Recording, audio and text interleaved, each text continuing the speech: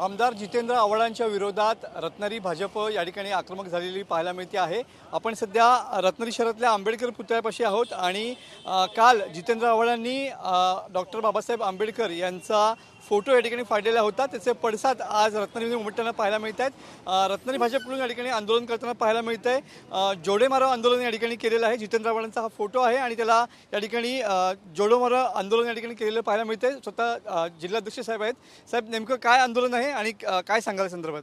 काल महाडमध्ये मनुस्मृतीचा अभ्यासक्रमात समावेश झाला असं खोटं सांगण्यासाठी गेलेल्या जितेंद्र आव्हाडांचा पोपट झाला काल। कारण यांना पुरोगामी असल्याचा आता छातीत ठोक असं ते वाजवून दाखवतात आणि हात तसे वर करून बोलतात।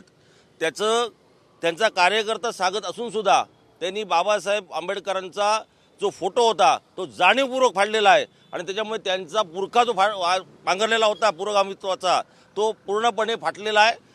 कुठल्याही परिस्थितीत शरद पवारांनी त्यांना पक्षातून हकलपट्टी करावी।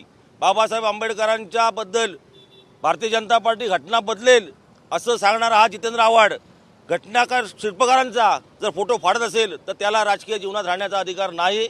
आम्ही आज रितसर त्याची कंप्लेंट करतोय। अॅट्रॉसिटीचा गुन्हा पोलिसांनी दाखल करावा आणि जितेंद्र आव्हाडला अटक करावी अशी भारतीय जनता पार्टीची मागणी आहे। भारतीय जनता पार्टीचा आव्हाडांच्या विरोधात जोरदार घोषणाबाजी होताना पाहायला मिळते। त्यांच्या विरुद्ध गुन्हा दाखल केला जाईल असं देखील या ठिकाणी रत्नागिरी भाजपकडून या ठिकाणी सांगण्यात आलेलं आहे।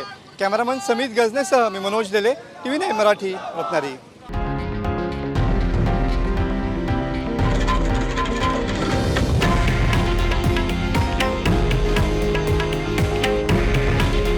हे आहे देशातील नंबर 1 न्यूज नेटवर्क आणि आपण पाहत आहात TV9 मराठी।